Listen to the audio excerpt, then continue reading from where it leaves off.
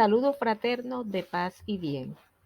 Este video se realiza como una actividad de la unidad 1 en la asignatura de creatividad de la maestría en Ciencias de la Educación de la Universidad Metropolitana de Educación, Ciencia y Tecnología, UMECIT de Panamá.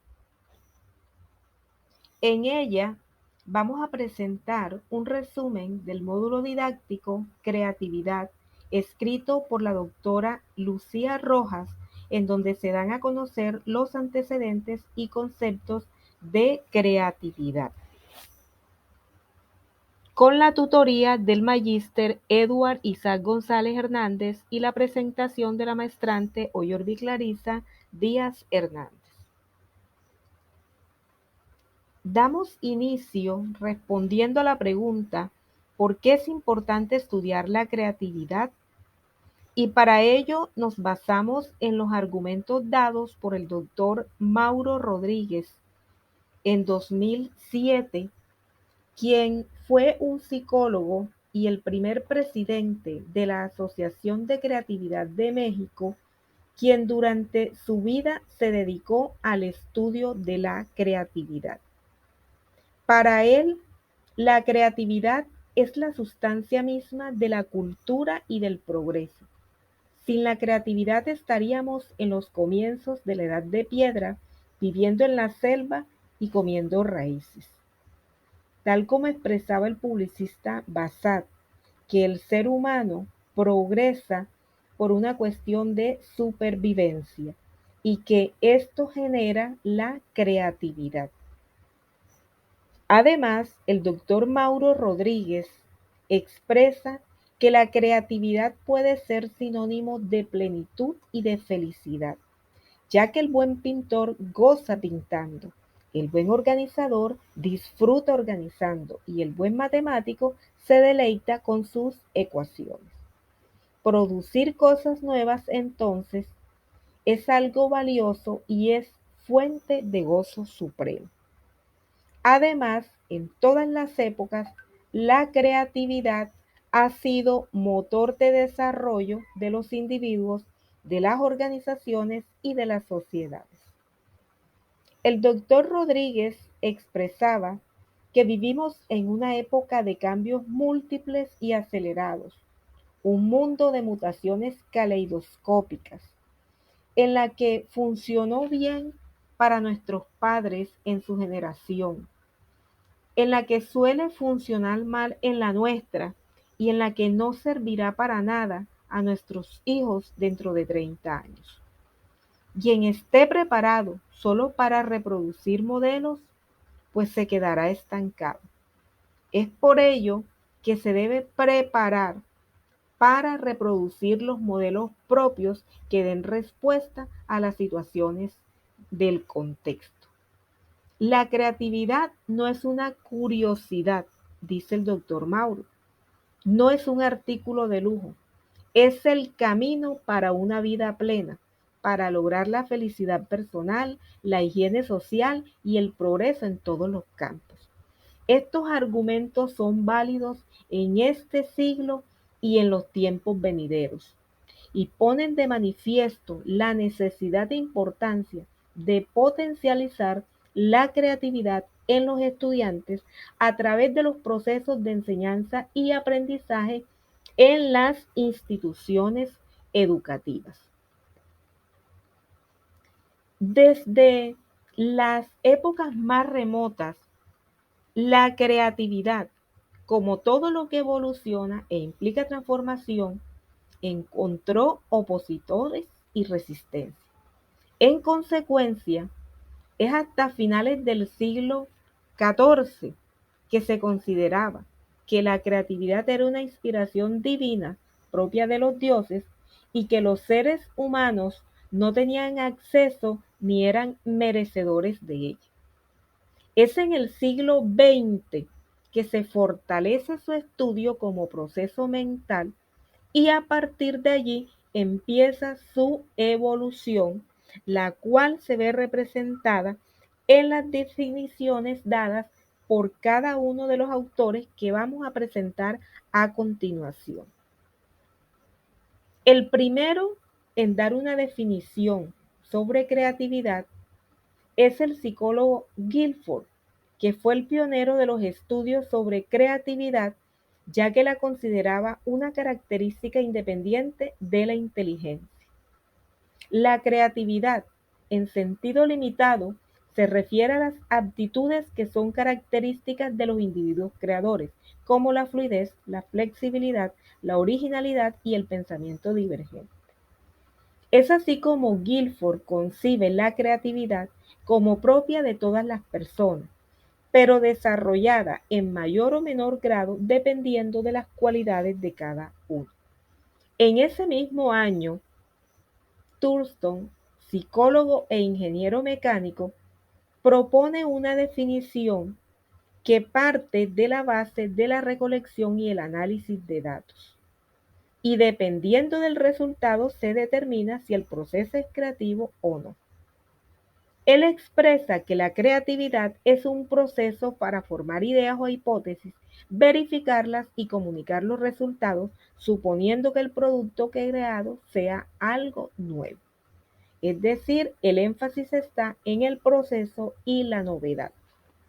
El prestigioso autor de creatividad e innovación, Paul Torrens, expresa uno de los conceptos más completos, reconociéndola como un proceso del cerebro.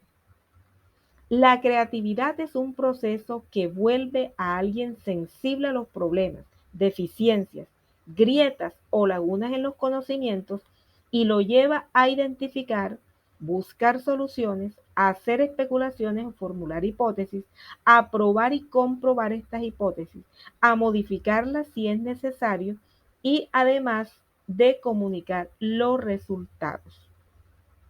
En este mismo orden, y dando esa relevancia al proceso cognitivo, Esquivias en 1997 expresa que la creatividad es un proceso mental complejo, el cual supone actitudes, experiencias, combinatoria, originalidad y juego para lograr una producción o aportación diferente a lo que ya existía.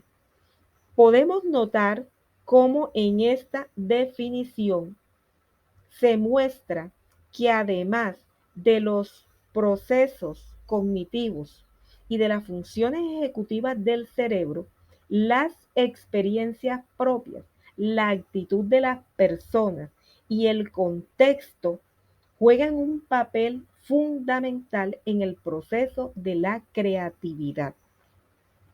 De acuerdo con estas ideas, Rodríguez, el autor contemporáneo con quien iniciamos este video, expone un concepto de creatividad en una frase: capacidad de producir cosas nuevas y valiosas. Al utilizar la palabra capacidad, lo está relacionando con el cerebro, dándole un gran protagonismo. Por estas definiciones, podemos decir que los seres humanos pueden desarrollar su creatividad. En la actualidad, las teorías relacionadas con la creatividad involucran el proceso mental, o sea, las funciones del cerebro, ya que es allí donde se lleva a cabo el aprendizaje. La neurociencia ha avanzado en estos estudios, pero como lo expresa la doctora Ferguson, el cerebro es más misterioso que Marte y apenas está empezando a ser cartografiado. Los estudios realizados por el doctor Sperry, quien es el creador de la teoría del cerebro dividido, con el cual ganó el premio Nobel, determina que el cerebro está estructurado para su funcionamiento en dos hemisferios, el hemisferio derecho y el hemisferio izquierdo, los cuales son diferentes entre sí con respecto a sus características y a su funcionalidad. Al hemisferio derecho se le identifica con el pensamiento intuitivo asociado con las capacidades artísticas y espaciales, y al hemisferio izquierdo con el pensamiento secuencial y temporal asociado con el razonamiento y el lenguaje. Las personas desarrollan más un hemisferio que el otro, pero el cerebro lo utilizan de forma completa. Los procesos creativos están relacionados con el hemisferio derecho, pero esto no quiere decir que no se utilice el hemisferio izquierdo en este proceso. Además, en el cerebro tenemos las células nerviosas llamadas neuronas. Ellas están formadas por un cuerpo celular, unas dendritas y un axón, que en un proceso llamado sinapsis transmiten la información a cada parte del cuerpo a través de sustancias químicas e impulsos eléctricos a una velocidad de milisegundos. Los hemisferios cerebrales se conectan por el cuerpo calloso, que constituye el canal de comunicación de los miles de millones de neuronas que hay entre ellos. Y aunque los procesos creativos se relacionan con el hemisferio derecho, también se hace necesario el uso del hemisferio izquierdo. Y estos dos siempre están en constante comunicación para la producción del proceso creativo. En su definición, Guilford nombra los componentes del pensamiento creativo: fluidez, flexibilidad, originalidad y viabilidad. La fluidez tiene que ver con la cantidad de ideas que puede producir una persona respecto a un tema, una situación o un problema determinado. Entre más ideas, más fluido es. La flexibilidad tiene que ver con la variedad de esas ideas producidas, es decir, abordarlas desde diferentes ángulos o perspectivas. La originalidad tiene que ver con la rareza de las ideas producidas, las cuales deben ser diferentes a otras que se hayan dado para el mismo tema o situación. Y la viabilidad, que es la capacidad de producir las ideas, pero que se puedan poner en práctica para dar solución a el problema. En esta misma línea se habla de pensamiento convergente y divergente.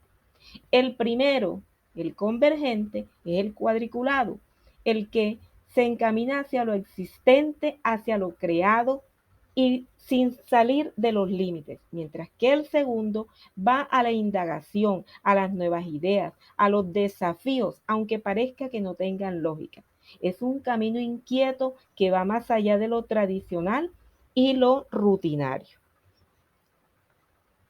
Veamos a continuación un ejemplo práctico que nos muestra cómo nuestro cerebro aprende, cómo nosotros podemos fluir ideas con rapidez. Aquí, en la columna de la izquierda, se presenta una lista de productos y en la derecha se debe colocar alguna marca que conozcas de dicho producto. Anota lo primero que se te ocurra. Haz este ejercicio, busca papel y lápiz y empieza a responder. No hagas trampa, responde lo primero que viene a tu mente.